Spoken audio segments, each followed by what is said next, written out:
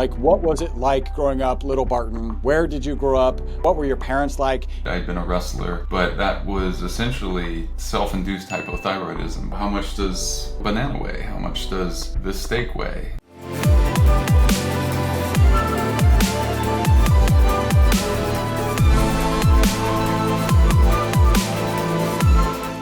Hi, and welcome to the next Live Beyond the Norms Health and Longevity podcast.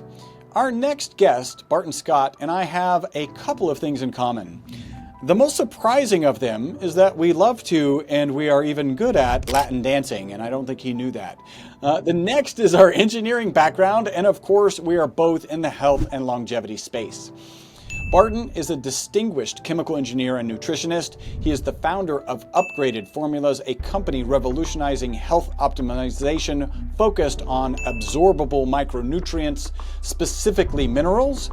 His unique story speaks to a chemical engineer's frustration with mineral testing and supplementation to the point that he started a company to pioneer testing and nano supplementation for himself and then the customers he now serves. He is here today to talk about the best tests to understand your mineral deficiencies and heavy metal toxicity, as well as what to do about your results. Barton, thank you so much for joining us today. Hey Chris, great to join. I really appreciate the intro. And just to add to that, the frustration really came from losing my mother in my early 20s and realizing, oh wow, like this is very important. We have to figure this out, because not only were the drugs failing her, which of course, right, but supplements were failing her too, and testing was failing her. And I was having my own struggles with health. Even then I was fit, I'd been a wrestler, but that was essentially self-induced hypothyroidism, because you're making weight, you're going all out, and I did that for 10 years at a really high level. And was pretty burnt out by the time I got to college, even though I could have wrestled in college. I just wasn't interested. So I moved on to chemical engineering as a challenge, and really just saw this so clearly, like having the background of being the person, which is a chemical engineer, that goes out and builds all these structures. If you want something to have an end product that absorbs better, you actually hire a chemical engineer to redesign the process. A chemist typically looks at the end part of the process, but they certainly don't know the mechanics. The blend really of chemical and mechanical engineering is needed. And then, nanotechnology was coming along at the time, and I remember... Before we get into nanotechnology, because that's actually something we also have in common, before we jump into your Eric's expertise, I'd like to go further back, and you've touched on a little bit of this, but I want to go like much farther back. Like, what was it like growing up, little Barton? Where did you grow up? What were your parents like? If there was some event or someone, and you may have just touched on it, that you could pinpoint as the reason you would ultimately become a nano mineral expert, helping people to optimize not just their mineral uptake, but their actual mineral absorption, what or who would that be? Strange question, but I like it. It's, I would say that, by 8, I was wrestling and playing other sports. Because of that, I started thinking about nutrition, because you literally have to make weight. So you'd think like, well, how much does a banana weigh? How much does, the steak weigh? Things like that. And then what nutrients are in it, and then a pretty quick connection to how do I feel energy-wise. And so that was a really, like, when you think late 90s, to say something like, oh, I ate this and I sort of don't feel well or as optimal, that wasn't in the lexicon at all, right? It really wasn't. How about with the other wrestlers? Were any other wrestlers kind of in that area? Were you even cutting edge in that space? No, like no one that I knew was really thinking about nutrition. And so they were doing some of like the triathlete type stuff, which was like goo gels, and all of that was just like not very effective. And so. And where in the country was this? Where did you end up growing up? That was Louisiana. And then Austin, Texas for most of my adult life, and then now I'm in Miami after a lot of world travel and exploring. And Miami, did you pick up Latin dancing in Miami, or was that Let's see. I had a stop in between in Houston for a couple of years as an engineer, and not all Latin dancing, folks. Definitely not tango.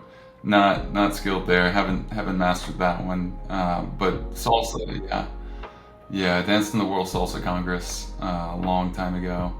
That's over 10 years ago, and then came back and promptly stopped lessons and felt like I guess I checked the box without meaning to. I just totally moved on to something else, which was pretty soon thereafter upgraded. But something, it's interesting. We can double click on the dance because it opened up. It's the thing I'm most happy I discovered in this life, for my personal joy and satisfaction outside of all the work we do at Upgraded and how much it helps people. Dancing, I've said this on stage before. I've taught different like improv classes, salsa basics and stuff, because it not only does learning certain types of dance like salsa give you a template to learn so many other rhythms and styles, but it makes you comfortable being creative. And when at some very primal level you're in front of the group and you're being creative, and especially if you get to a point where you feel like you're really expressing yourself, like without any consciousness, self-consciousness, then that really has a carryover into other things you do. It really does. It's a huge unlock. And so, especially for people that, my God, engineering obviously trains you to be in your head. So it helped rewire how incredibly machine-like or mechanistic it makes people. And so that was a huge help as well. Yeah, I think one interview I did, they were talking about the best relaxation technique is actually dance, even above meditation, right? Because it incorporates your physicality. And when you're talking about improv, so I did comedy improv for a while, and that is a total brain release, right? It's the opposite of having to focus too much. It's like if you're focused too much on that next dance move, your brain is actually working. It's when you let it stop working and just let things flow, there's a lot of value there. Now, your degree's in chemical engineering, mine's in mechanical engineering. Did you focus any on nanotechnology when you were in school? Kind of what was your first job after school, and how quickly after finishing school did you start to think about nano minerals? I actually started while I was in school. Yeah. We had several professors that had experience in the area recently, because some of them were working and then coming in and sort of like teaching or shadowing. I don't know what the right term is there, but yeah, so got experience to it. And then also almost went to Cornell for a nanoscience summer program. And so did a lot of pre-work for that, and it really just kind of opened my eyes, because we're doing calculations on like space elevators made of carbon, and realized that these things were only possible with nanotechnology. And I realized, so this is probably 2010, I would say. And so I just cataloged that and started thinking about, this is clearly the future of drugs. It's certainly the future of supplements, if we're lucky. And I thought, that's interesting. And I'd found there to be this clear connection between energy and focus and happiness and what we achieve in life and the impact we make, and so yeah, it just seemed like all of that connected. And then when we couldn't find easy solutions, sensible solutions for my mother, for me, I had tons of brain fog towards the end of school, which is tough because it's already like one of the toughest degrees out there, so as is mechanical. And so No, chemicals harder. No, there's no doubt, chemicals harder. You don't have to try and encourage me. Chemicals harder. I had heard that it was the hardest, or one of the harder ones out there, period, for anything you could study. So I thought, well, at the time, I don't know what exactly I'll do with this, but I know there's advantages in learning hard things. And so, yeah, I dove into that, and it it was sort of like wrestling. It was like one of the hardest things I'd ever done. Even when I felt like I was good at it, I was still putting in so many hours, so much effort. And wow, I would have never thought it would have brought me here, honestly. But what we've engineered now is really incredible. Yeah, helps a lot.